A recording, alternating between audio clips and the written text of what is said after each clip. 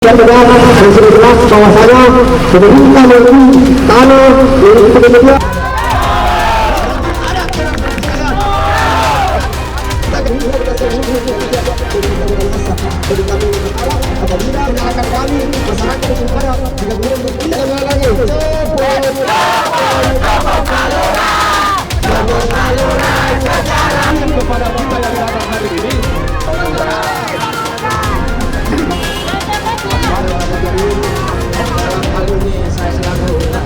Jadi untuk memutuskan kami tidak bisa.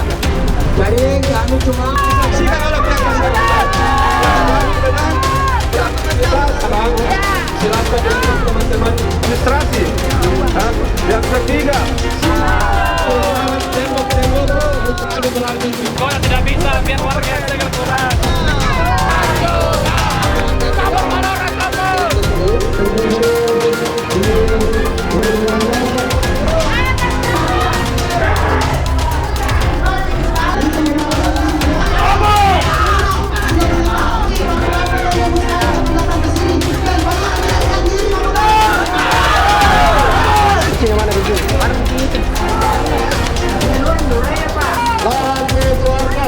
mereka mengambil sedikit ditahan.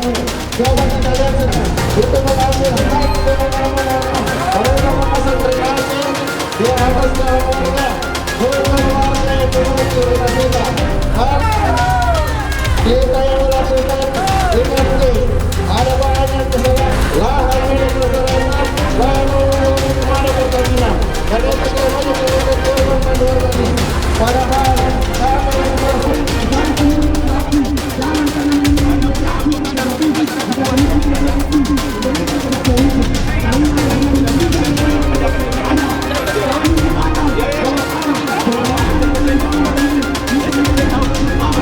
adanya surat penggusuran, himbauan penggusuran, surat yang dikeluarkan oleh secara sepihak pihak Kelurahan Ujung Tanah.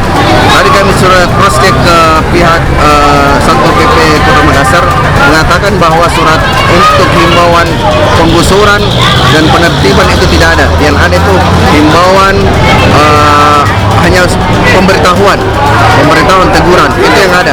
Kemudian dari kasus ini itu menyebabkan kerisauan terhadap masyarakat, bahkan sesama masyarakat harus saling bertengkar karena adanya isu pemungkaran itu. Dan ini berdampak sekali karena tanah yang diklaim oleh pihak Pertamina yang ditempati oleh masyarakat seperti Pasus dan Fasu itu ternyata tidak benar, karena zona aman yang harusnya ditempati oleh masyarakat setempat itu menjadi berkurang setelah tembok Pertamina maju 20 meter dari titik zona aman sebelumnya. Nah, itu yang menyebabkan sehingga perlahan kami ini diambil alih sedikit tanahnya. Dan lucunya harusnya tembok pembatas Pertamina dia bangun drainase di dalamnya bukan di luarnya, sehingga bangunan yang ada di atas drainase itu dianggap disalahgunakan, padahal mereka harusnya bangun di tanahmu sendiri. Kalau kau anggap itu tanahmu, jangan bangun di tanahnya orang. Nah ini kemudian dari masalah ini mereka coba untuk meminta masyarakat mundur lagi 20 meter untuk memenuhi zona aman itu. Nah kalau mundur lagi 20 meter ke sana sudah hilang itu kampung. Nah, ini menjadi penyebabnya, dan kami tegaskan bahwa masyarakat Ujung Tanah bukan ancaman. Yang menjadi ancaman adalah Pertamina yang selama ini mengancam kami lewat polusinya, lewat kendaraan yang sudah memakan banyak korban, lewat ledakan-ledakan yang pernah terjadi, lewat kebakaran apa segala macam. Mereka yang mengancam kehidupan warga kami, bukan kami yang mengancam. Itu perlu dipertegas tabi. Dan ini adanya permainan oknum aparat dan segala macam.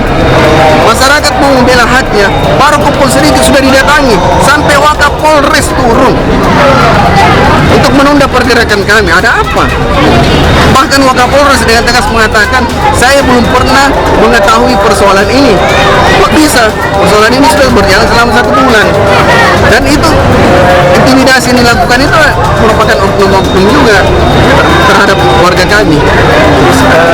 Apa yang menjadi alasan bagi warga perjuangkan melawan Pertamina? Ya, pertama ini masih tanah adat. Ya, kami datang sebelum Pertamina datang. Iya, ini masih tanah adat dan tidak ada satupun orang yang berhak mengklaim karena belum pernah ada putusan pengadilan, belum pernah berperkara. Iya, itu yang menjadi semangat kami untuk berjuang. Mungkin atas latar belakang itu mungkin dia jadikan patokan untuk komunikasi warga kan. Iya, tapi Kak, ini sebelumnya satu jalur keluarnya itu berpuluh-puluh tahun lewati pemukiman warga. Setelah dia bangun ke dalam keluar sejauh 20 meter lebih, ada akses dua jalurnya. Saya tidak tahu kalau diambil lagi 20 meter ke sana mungkin 4 jalur. Sapi hilang ini kampung. Berapa penduduk ini yang terancam? Nah, kalau untuk sementara ini ada sekitar 40 lebih. Itu Waktu berapa kakak? kakak berapa juga? Belum untuk bangunan itu ada 40 lebih termasuk titik yang ada di sana. Titik yang ada di sana itu adalah hasil relokasi dari pemerintah kota sebelumnya. Jadi pemerintah kota sebelumnya itu menunjuk lokasi itu sebagai titik relokasi pedagang-pedagang sebelumnya. Jadi mereka bukan liar, mereka bukan pedagang liar karena ditunjuk Pemerintah sendiri ya. oleh pemerintah sebelumnya. Ada ratusan kepala keluarga ya? Iya ada.